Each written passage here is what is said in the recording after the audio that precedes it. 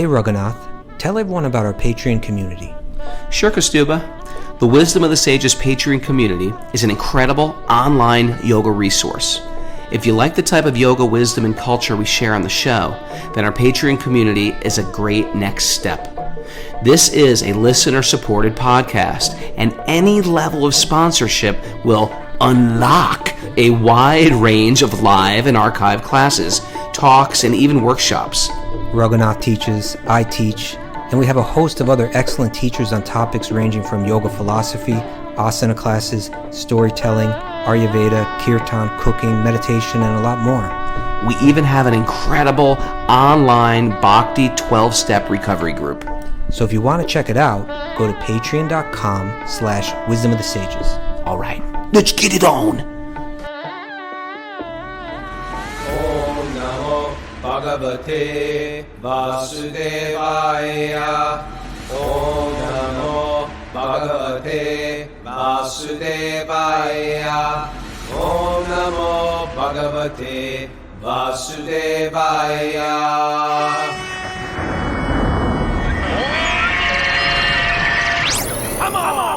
From Super Soul Farm.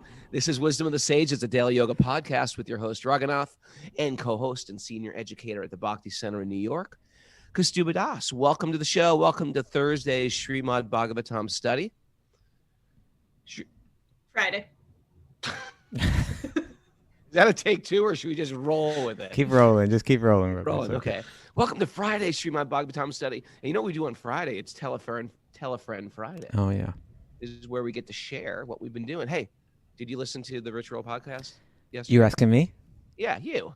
Yes, I did. As a matter of fact, I just want to congratulate you. I thought you did a wonderful job on that Ritual There's podcast. always that feeling, like I listened to it and was like, don't say something stupid. Don't say something stupid. Don't say, And, there's so many things I wish I said this. Why didn't I say that?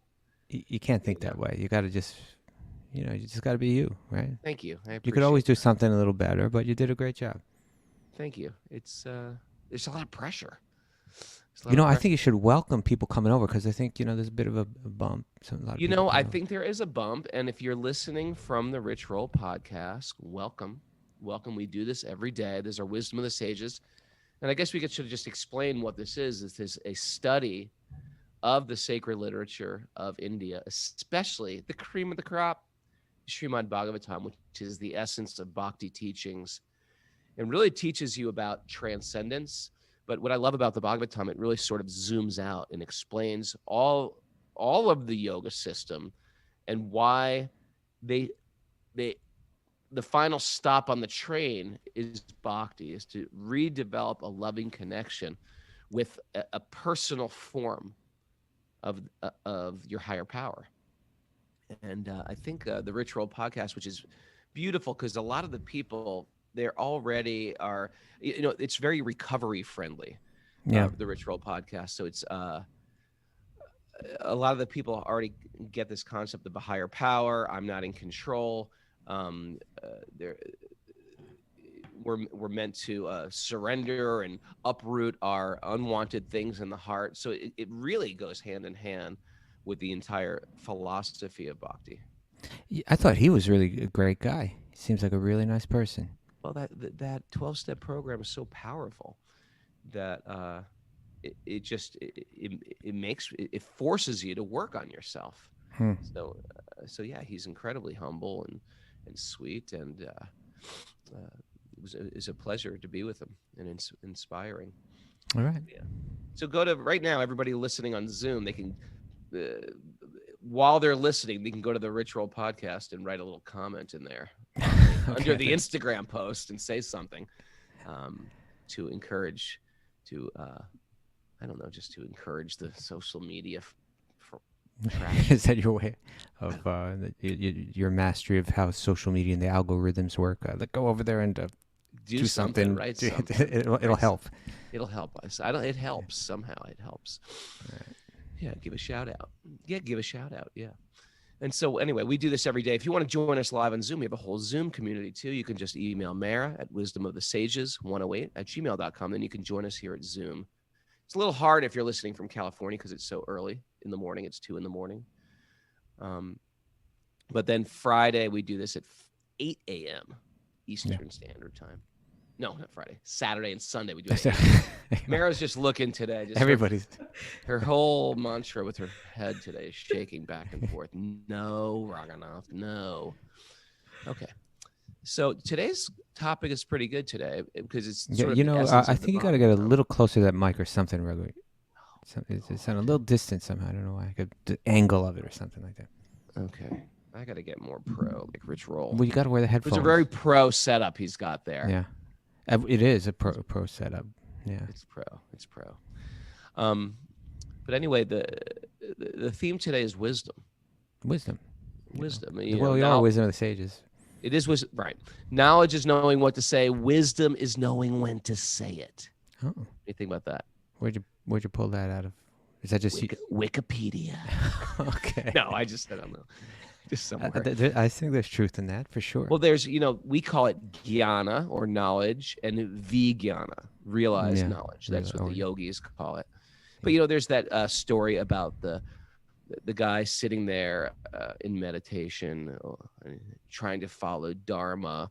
And one guy's running past him. He says, hide me. Someone's trying to kill me. And so he says, hide back there behind that big banyan tree. And so all of a sudden, these two guys come with weapons, and they say, did you see some guy hiding back here? Yeah, he's behind the tree. He's hiding. So the guy had this idea of knowledge. You should be honest. Mm-hmm. It doesn't mean you should be honest at every moment. They're going to kill this person for no good reason.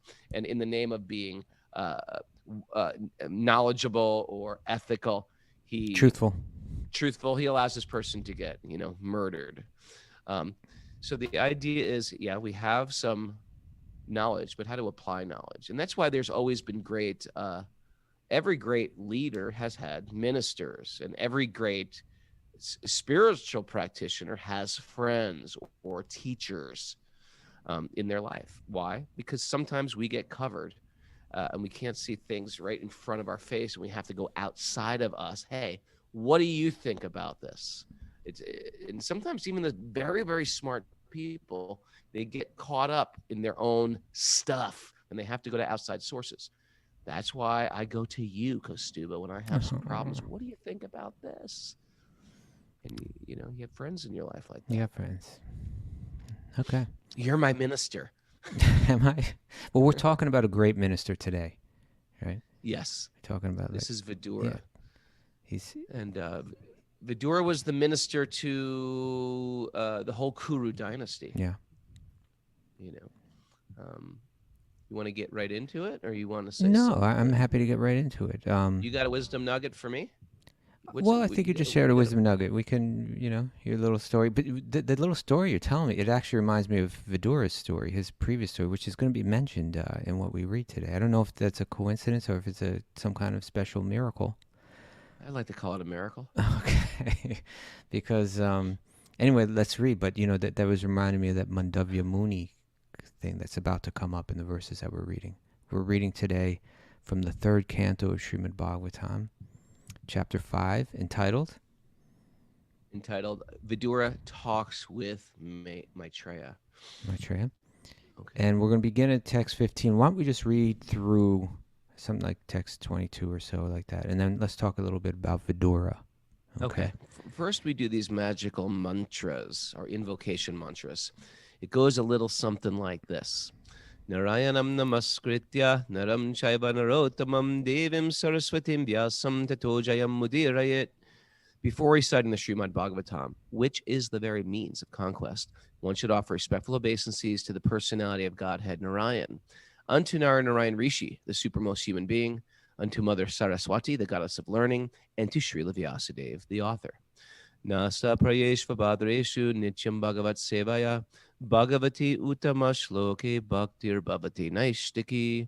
By regular attendance in classes on the Bhagavatam and by rendering service to the pure devotee, all that is troublesome to the heart is almost completely destroyed, and loving service to the personality of Godhead, who is praised with transcendental songs, is established as an irrevocable fact. Om Jnana Tamarandasya Jnananjana Shalakaya Chakshurunmadatam Yena Tasmai Shri Gurave Namaha. I offer my obeisances to my spiritual masters who have opened my eyes, which were blinded by the darkness of ignorance with the ointment of knowledge. Right. Okay.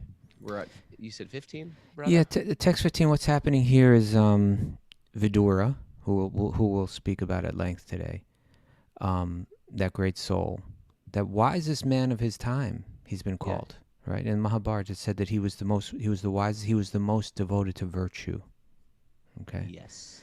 And so he's met Maitreya in what is now the place which is now called Haridwar, and on the bank of the Ganges River, up at the foot of the Himalayas, and he's questioning Maitreya.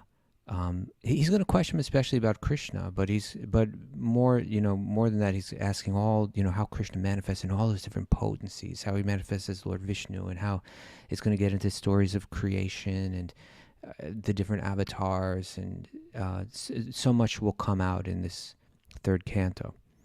But right now he's put forward some questions, and now he's kind of respectfully wrapping up his questions. And then we're going to see part of that beautiful relationship that we see in books like Bhagavatam, Mahabharata, Upanishads, where there's that respectful questioner, and the person being questioned is showing that same respect back to the person who's asking the questions. There's kind of a relationship of deep respect going back and forth here. So we'll hear a couple verses where Vidura's wrapping up his questions, and then we'll hear Maitreya share his appreciation for Vidura.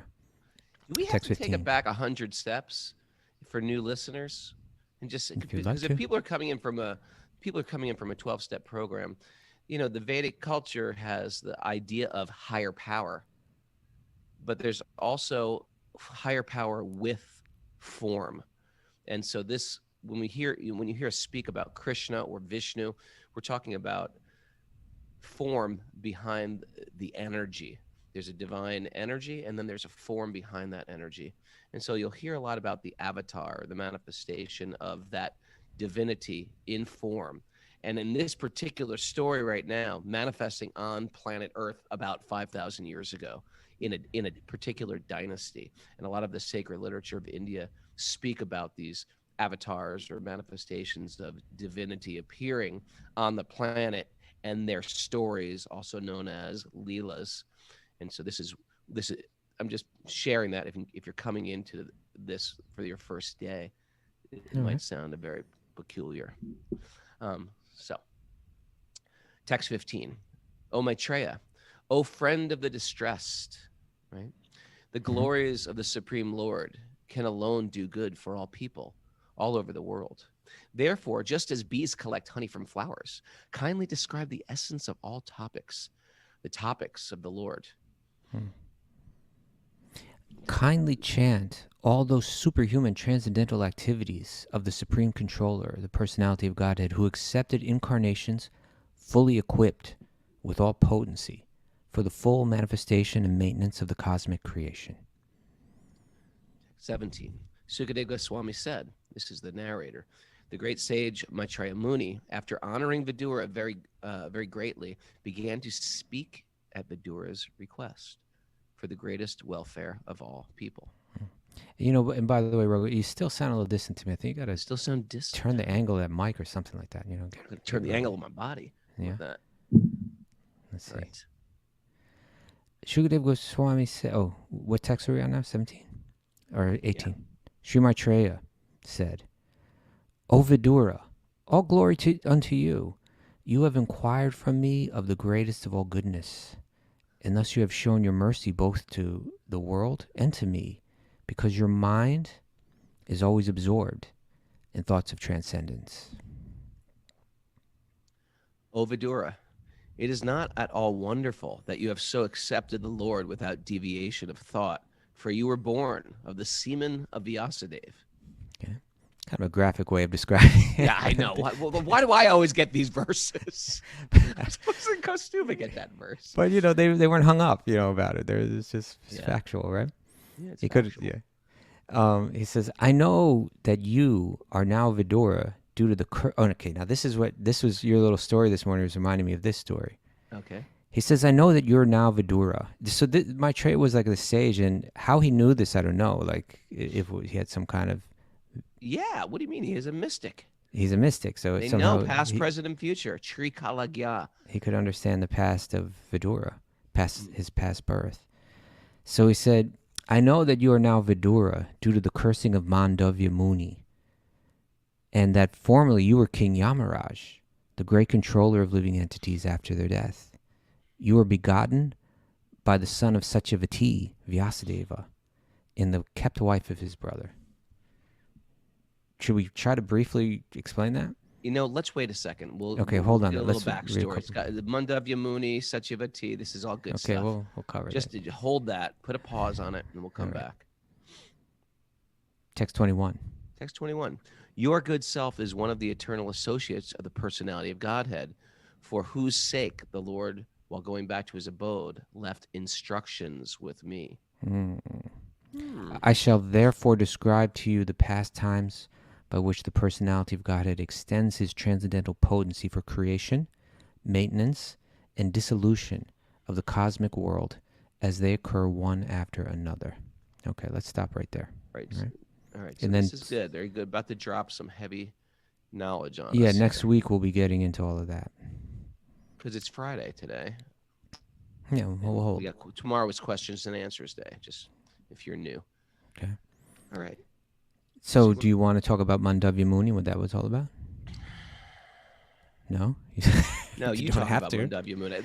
Was he the Well, one that... there's a story. In other words, what that was referring to is it's saying that Vidura was a very special person right from the beginning, because in his previous life, he was this rare being, right? He was one of the devas. He was one of the gods, you could say, but he was known as Yamaraj. And Yamaraj is his like cosmic role is he's the one that's kind of dealing out justice. So like in this theology, the supreme God isn't sitting on a throne judging people. You go to hell, you go to heaven, and all that. Actually, the supreme, right, is only interested in having fun, only interested in adventures of love.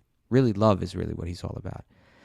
But for the maintenance and the proper carrying out of the law of karma and justice within the universe, there's a being named Yamaraj, and he's it's considered that he understands Dharma, right, better than anyone.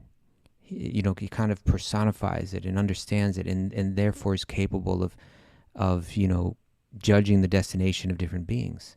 But apparently he made one mistake, right? And so Vidura was that Yamaraj in his previous life. And this is what happened. He got cursed. And the reason he got cursed was because there's one sage named Mandavya Muni. He was sitting in his little ashram, and he was deep in meditation, right? So one day some thieves came running through the ashram, like, with the police, on their backs, trailing them. And they saw Mandavya Muni, and they said, I think they hid out in his ashram. And when the police came, Mandavya Muni, I think he was just in such deep meditation that he didn't respond to the police and say, they're over here, they're hiding here. So the police found the thieves in the ashram. And they considered, because Mandavya Muni didn't kind of rat them out, that he was part of the whole thing. And they busted him too. Right? I don't know this story. You don't know this story? No. It's Mahabharata. How could you not know this story? I don't know it. Okay, so then you're on the edge of your seat right now. Yeah, I am. Once I go into more it's almost like details, you're making it sound like The Godfather. well, once I give you more details, I think you're gonna remember it. Okay. So then they had rather, their kingdom, wherever they were, they had kind of these strict, the hand of the law was like pretty serious, and so the punishment was to be impaled, like publicly. Yeah. So all the thieves were impaled, and Mandavya Muni was impaled with them. But he was innocent. But because he was like this yogi, he had the power to kind of maintain his life, even though he's impaled, on some kind of spike. Oh, God. And when all the people began to see it, he's still alive, he's living. This is not an ordinary person. This is like a deep, saintly yogi, we've made a big mistake. And the king, like owning that responsibility, came out and he apologized to to Mandavya Muni. And he managed to live. Like, they broke that spike, and part of it stayed in him, but he continued living. But then he had this kind of ability, this yogic ability. He wanted to search out, why did I go through this? And this is interesting, right? Because like a lot of us go through suffering in life, and we're just angry about it. But he was kind of like introspective. It's like, what did I do in the past that brought this upon me, right? But he could go beyond even just speculating. He said he had the ability to speak to Yamaraja about it. So he got like the audience of Yamaraja and said, I'm just curious. What is it that I did in the past that caused me to suffer in this way? Is it ringing any bells yet? Yeah. Now it is. Now Okay. it is. When he was a child, right? So yeah, it said that in a previous life, I don't know if it was in that life or maybe it was in that life. I don't remember. But in his childhood, I think it was, yeah. Mandavya Muni did something that little boys do sometimes, right? Girls don't do this, Kaustubha? I don't think so much. I don't think nearly as much. Okay, we're going to have to get there. Can you fact check this, Mara, please? We want to know how many little girls torture insects as opposed to little boys. I think it's a much lower percentage. I will say that I have some impaling coming to me. Well, okay, no, you see, you don't, and that's why we're going to get to this whole story. So what happened was, when he was a boy, Mandavya Muni had impaled a little bug with some kind of sharp blade of grass, right? And so a needle or something. I think it was a piece of grass, but like when we say grass, not like our lawn kind of grass, but something more firm than that, like some kind of reed or something like that, I suppose. And so so this is what Yamaraja explained, that when you're a kid, this is what you did, and so now you're paying the price for that. And Mandavya Muni was just kind of like, he did not appreciate that. He said, I was a child. I didn't understand, the consequences of my actions. I didn't understand that within this insect, there's a soul, there's an atma, that's really conscious. And how you're going to hold me responsible for that? Good point. And so he said, I curse you. I cursed you. And so he was cursed to take birth, like in the mortal world, right? Okay. Mandavya Muni cursed Yamaraja to take birth in the mortal world as Vidura. As Vidura. Okay. And by the way, and now to relate to your question about your own impaling that's due to you, Raghunath, you can rest easy. Probably thousands of impalements. You were torturing thousands of bugs? Well, I was a fisherman. Oh, man. I fished a lot. Yeah, okay. Caught a lot of fish, and I was like, I didn't get it. Okay. Yeah. So, but this was the point. Not only did he curse, he had the potency, right? Like that yogic power to curse Vidura, or to curse Yamaraja in that way, and then Yamaraja took birth as Vidura. But he also had the power to kind of like, from that point on, he said, from this day on, I declare that children won't be held responsible karmically for their actions. Oh, thank God. Thank God. So you can rest easy on that. You won't be getting impaled anytime soon, hopefully. Okay. All right. So that's what that was referring to. Okay, now I understand how that reminded you of my story about the thieves and the running. I get it.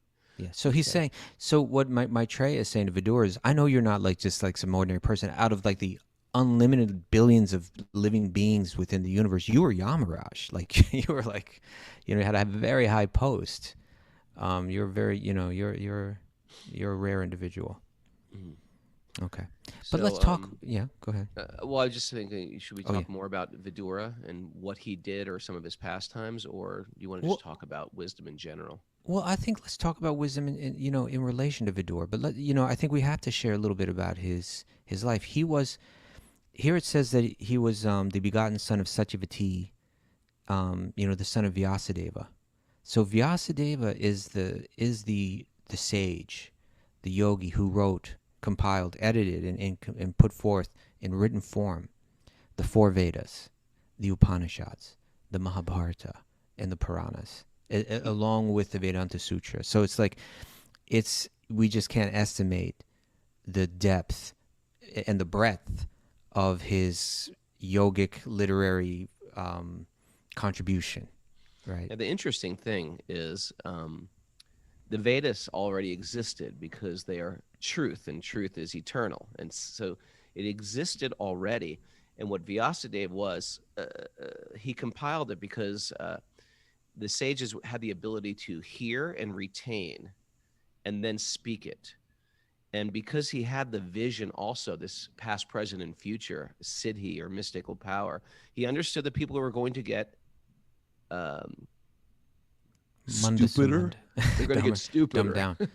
They're going to get dumbed down in Kali Yuga. So he's like, you know Disturbed what? in mind. Yeah. People are not going to, they're going to get disturbed in mind. They're going to start forgetting things. We've got to compile all this stuff. And you can see how time goes on in the name of like saving time. We create things that make things easier. Just like my kids, if I say, look this up, they'll just go to like a computer and they'll speak into the computer. They won't even write it. You don't even have to write anymore. You just speak into your iPhone. And I was just thinking, I was doing some research. I was doing some writing and some research. Even to do some research is so easy now. You could just speak into your phone. Tell me about whatever. And you put that into Google, and there's no going to a library and searching things out and using your brain or calculators. So as using a things map, get easier, using maps, using a compass. Yeah. Even remembering phone numbers. I don't know anybody's phone number. Like even my own wife's phone number, I'm not even so sure about it. I know. So it's sort of like in the name of making things easy, we're all getting slightly dumber. Yeah. So when you had to do these things, you actually so Vyasadeva compiled these things because reading and writing is actually, it's one step down from remembering, when you can actually hold these things in your intelligence. And there's still people who can do things like that, have very strong memory. But it wasn't only that. It wasn't only that he took something that was like handed down orally and wrote it down, but he edited it. So in other words, he understood how to present it in a way that people could understand it. You know, for the different types of people, because there's different types of people who can who assimilate things in a different way. Yeah. And yeah. Okay. So Vidura is the son of Vyasadeva, right?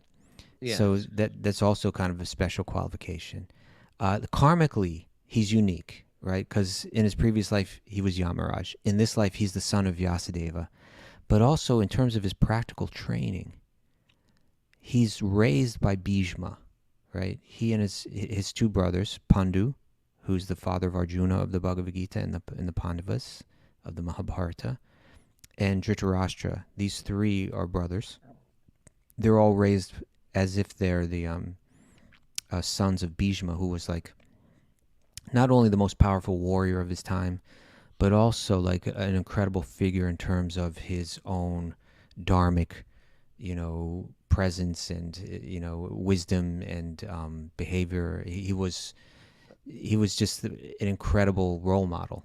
And a statesman, but a noble statesman as well. Yeah, he's considered one of the Mahajans, or the great personalities of all ancient India. Yeah, and so it's said that of those three brothers, Dhritarashtra, the blind king, who we'll be speaking about more, he was known as being like the physically strongest person of his time. Pandu was known as the greatest, bowman of his time, archer. And Vidura was known as that person that was most devoted to virtue. Right. And so, what the Mahabharata, this the classic epic of ancient India, which the Bhagavad-gita is one small part of, is this incredible story of these dynasties, and Vidura plays a very big role. And Pandu, Arjuna's father and the father of the Pandavas, dies early. His sons are brought they were living out in the forest, but they're brought into the city of Hastinapur, where now Dhritarashtra, the blind king, Pandu was the king, now his brother Dhritarashtra becomes the king. But it's said that he was blind not only physically, but he was also had a certain kind of, let's say, spiritual or ethical blind spot. And that led to him always being influenced by his own sons, headed by Duryodhana, who were had no virtue, and being neglectful of his nephews, the Pandavas, who were so devoted to virtue. And much of the, so many classic scenes in the Mahabharata are Vidura speaking to his brother, the blind king, and explaining to him his own weaknesses in a compassionate way, and trying to help him understand, and getting the flack for it from the eldest son Duryodhana, getting insulted for it, getting, ultimately banished from the kingdom for it. So we, throughout that Mahabharata, we see Vidura as this voice of wisdom. He's so deeply rooted in virtue and dharma that he's got. Well, let's look at let's just look at his life and just see. Like, one thing is exactly that. He was, his wisdom, his insights, the integrity that he had in his life. It empowered him to speak truth to power. And we see that throughout, right? Yeah, he wasn't so. He couldn't be purchased by the powers of the kingdom. He always spoke out. He was the one. Vidura tried to stop Yudhisthira from playing the game of dice. Of course, his efforts were of or no stop use. the whole stop the whole scene, right? Like, he was saying, this isn't good. We should all not allow this to happen.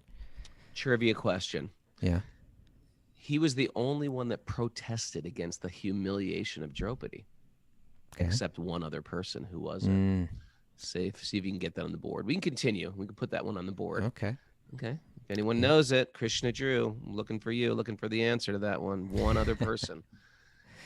Okay. And one thing about Vidura is, he was speaking truth to power, but he was pure in how he did it. There was no ego mixed in it. He, just like you said, what did you share, that truth is one thing, but like knowing when to speak it is also important. And I think also like knowing how to speak it, because like purity means I'm going to speak truth to power, and my motive is that it will bring about the right change, right? Not, and I think, we have the weakness where when we speak to truth to power, we maybe half or more of the reason we're doing it is because we want to be recognized as the person that speaks truth to power, like, it has to do with our own image. And so therefore, when we speak truth to power, it's not always effective, because we might not be sensitive enough to the person that we're speaking. Like, sometimes when you speak truth to power, you got to let the power save face. If you're really not concerned with your own image and you're really concerned with the best results, sometimes when you speak truth to power, you have to. It's not all about like blowing everything up and dragging that person down, but it's about trying to get the right result. So when Vidura is speaking truth to his brother, he's not doing it with condescension. Right? Sure. This is what happens nowadays in the name of trying to like truth. It's also like a takedown. Like, we're trying to take people down. But when someone like Vidura comes, they can give truth in a loving way. It might be painful, but they've got actually nothing against that person that they're taking down. They give them, they would, if the roles were reversed. And you need people like that in your life. You need unbiased truth to set you straight. And when you have that in your life, you can turn towards that, and you need it if you really care about doing what's right, and not just going behind your ego, and to step back and say, you know what, here's what I'm thinking. What do you think about this? Or else it's just like fools rush in and we start blabbing what appears to be truth in our mind. So it's great to have people who can give that balance.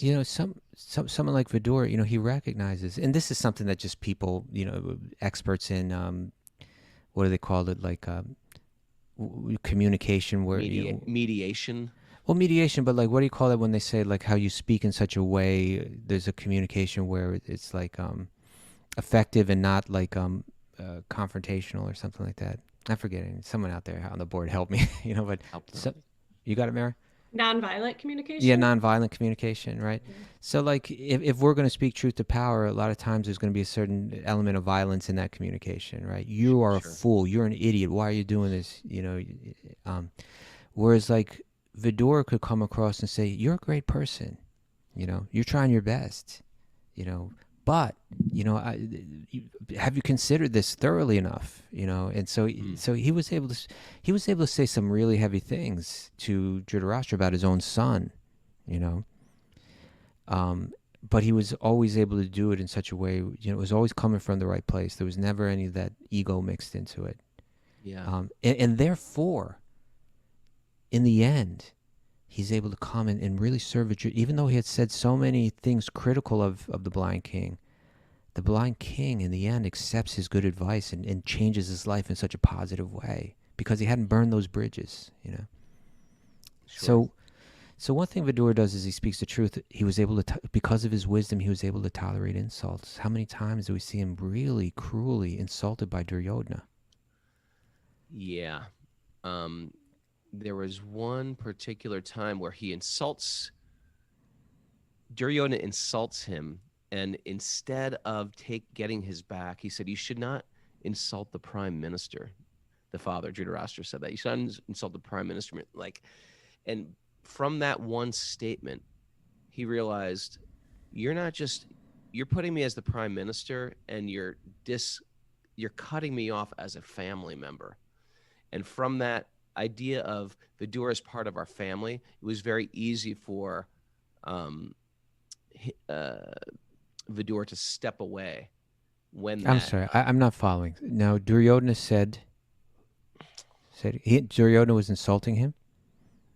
Vidura? Duryodhana, let me see. I wrote this down in my good notes here. I was like, I'm going to say something profound here. Here we go. I'll find it. You keep talking.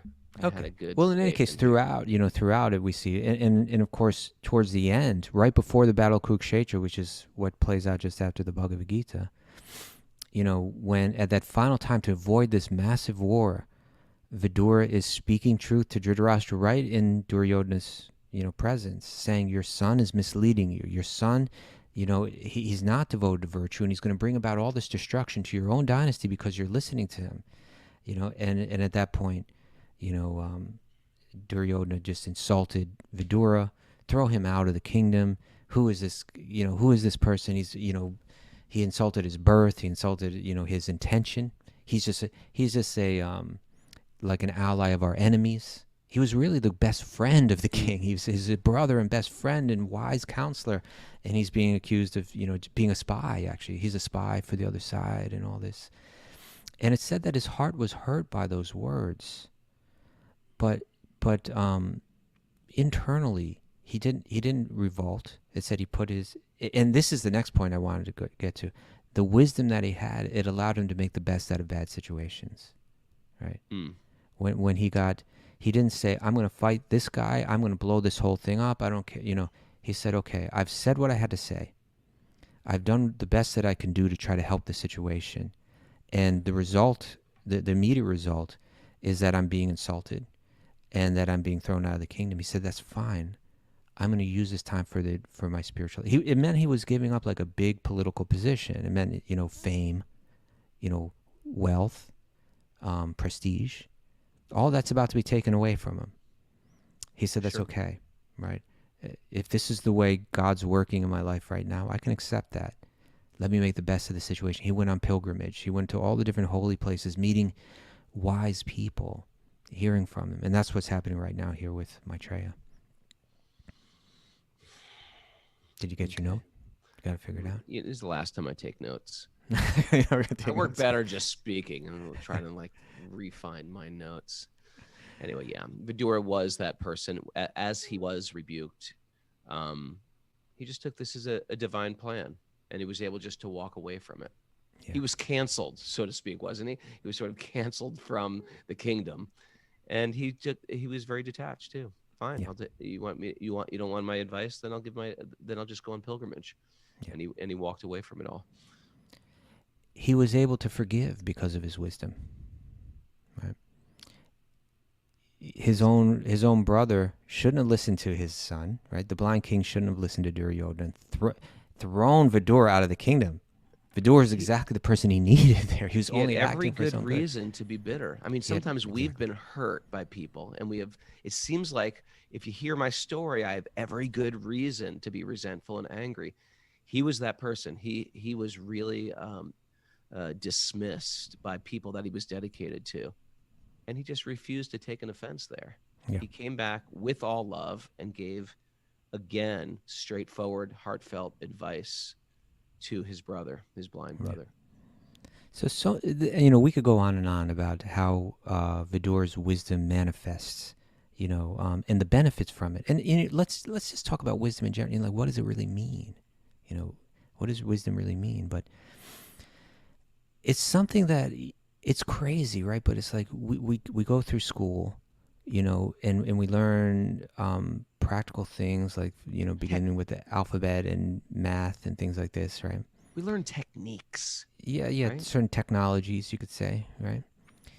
But that character building and that ability to see deeper into situations, it's at least in my education, it wasn't emphasized. Well, really, like that should be like the real foundation of our education. You know what a book I think I told you I've been looking into a little bit lately, Raghu? Going back to Hitopadesh. Oh, Hitopadesh, yeah. Yeah, right. Which is that children's book of ethical wisdom, or they make it for kids as well. Yeah, it's for adults. I mean, it was kind of designed for children, but it's totally appropriate for adults, where it's like through these fables, and they were meant for the leaders, right? It was a book that was meant for, and again, that's like a whole nother subject, but like imagine if the political leaders from their youth were trained in morality, were trained in ethics, were trained in dharma, really had within their minds deeply invested this idea of righteousness and virtue and so on. So that's why Hitopadesh was written, and it's got, so many wisdom nuggets in that book. So it's fun to read, actually. It's also the idea of wisdom. It's the why. It's the why. Why am I working? Why do I want to do this with my life? It's not. It's the direction in the GPS. Okay, I've got a good car. Now, where do I drive to? What to do with it now? What's to do with that car? Where am I supposed to be going? And I think in the spiritual culture, we're always asking this question: why am I doing what am I doing? Why do I have this work? Why am I raising a family? Why am I, what's the purpose of my existence? It's the why behind. And when you really connect with what we are supposed to be offering here, because we're only here for a little bit of time, then it sort of touches you in a deep way. I call it the why that'll make you cry. Yeah. That you're like so connected with that you're excited to do your work in this world. You're excited because you feel so deeply connected with your offering as something that's not just changing you, but changing the world that you're living in. And to me, it seems like everybody needs to know what they're contributing or how they're contributing, because it gives our lives substance. It makes our life rich. It makes us feel connected. It's the why. Okay. But I like the idea you use about a car. In other words, when you look at an automobile, a couple hundred years ago, they didn't exist. And as they're being developed and as they advance, we just say, this is great. We are advancing because we've got this car. It used to be much more difficult to get from point A to point B, and now we do it with ease. That on the surface level, that's true. But then a wiser person, right, says, well, are we actually better off? Or, do I just become bewildered by the by the glitter of it all, right? Oh, this is great. The thing looks fancy. I feel great when I'm in it. I look pretty cool. I'm getting from here to there faster. But then if I have my, and you see, wisdom has a lot to do with sense control, right? If I'm not ruled by my senses, if I have control of my mind and senses, it gives me the ability to think for, deeper. Are we better off? What is the car doing to our broader society? Is it polluting our air? Now even affecting, globally affecting, our environment. Are we, digging into the earth to get oil for these cars? And are we fighting wars for that? Are we just working much farther from where we live? So we spend hours a day in the car when before we had that car, we used to just like work right near where we were and we were actually happier. Yeah. Do we have better relationships? Because, it's like the wise person, because they have control of their mind and senses, the senses say, this is cool looking and I can move fast in it and, it feels good. The wise person, because they're not ruled by the senses, they're not ruled by the minds, they can look deeper into it. And so, I thought an interesting place to read a little bit about wisdom is the Bhagavad-gita. In the second chapter of Bhagavad-gita, in text 54, Arjuna asks a question of Krishna. And he says, "Oh Krishna, what are the symptoms of one whose consciousness is thus merged in transcendence? How does he speak? And what is his language? How does he sit? How does he walk?" All right. And then you get Krishna's, those are kind of like, he answers not literally, but figuratively, right? Like in terms of, how does he sit? How does he walk? And so on. This is second chapter, right? This is second chapter, text 54, that was. And then you get a series of verses which, they explain a lot about like how the Bhagavad-gita presents what is wisdom. And it starts with the idea that a wise person, they don't look for happiness through external things. They're not under the illusion that external things that satisfy my senses, that's where happiness comes from.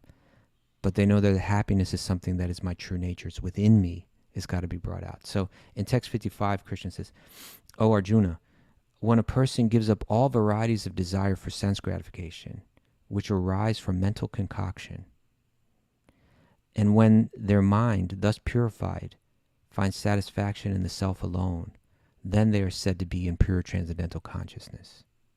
Right? So that's one key, right? That I recognize, a person that's less wise says, when I get chocolate, I'll be happy. When I get more money, I'll be happy. When I get more sex, I'll be happy.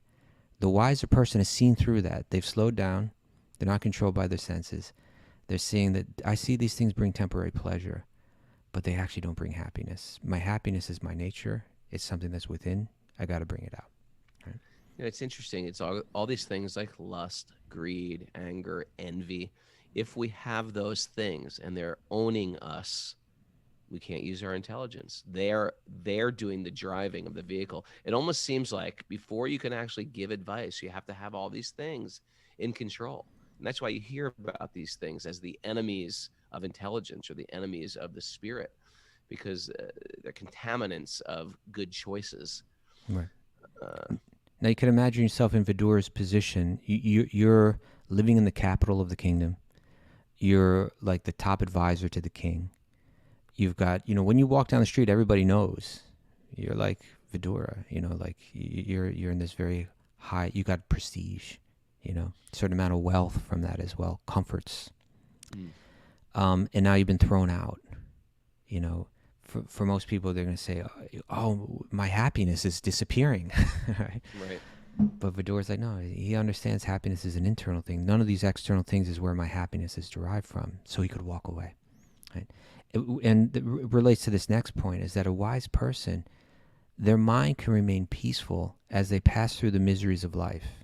Right? It's not that there are no miseries in life for the wise person, but they keep their mind, they're capable of having a peaceful mind through them. So text 56, one who is not disturbed in mind, even amidst the threefold miseries, or elated when there is happiness, and who is free from attachment, fear, and anger, is called a sage of steady mind. And that's a great one. Not elated by happiness. Yeah. Because you understand happiness, that they're speaking of material happiness, like some good news. Not moved by it, understanding that can be reversed in a moment. Yeah. There's some steady type of joy that's underlying both the happiness and the distress. Yeah. So a wise person, when something difficult happens, they're not complaining. They're not devastated. Devastated, whining. So many negative responses, but they're like, okay, this is part of life. The miseries come. And then when those pleasant things happen too, they're not just like, they don't become a fool because of it, all caught up, super late. They're like, okay, this pleasant thing has happened, but this will come and go also. Let me stay steady in my consciousness. Sure. Let me stay focused. Success can really ruin a person's life, or, shake them off their, if they have good consciousness, it can destroy their consciousness. Material success is, we tend to think it's just distress can ruin a person, but success in the material world has ruined a lot of great people. All right.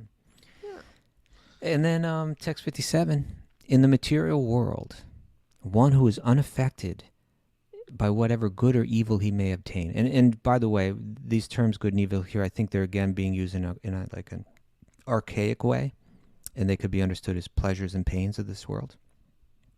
So let's go ahead and read it that way, right? In the material world, one who is unaffected by whatever pleasure or pains they may obtain, neither praising it nor despising it, right, is firmly fixed in perfect knowledge. So when Arjuna said, how does the person in transcendence speak? This is the direct answer to that, right? They're not complaining about, oh, things aren't going my, how much time do we spend complaining about things in our life, which it just doesn't do. Great to get that. You know how you can get on your iPhone, how many hours have I used this week on my iPhone? Okay, you use this much on Instagram, this much on Facebook, this much on Messenger. It wouldn't be great complaining. Oh my God, I'd love to see a chart of that. The complaining chart, the gossiping chart. Yeah. Oh, my stats on gossiping were really high this week. I got to cut that back. Right. Eating. So whatever. So that television.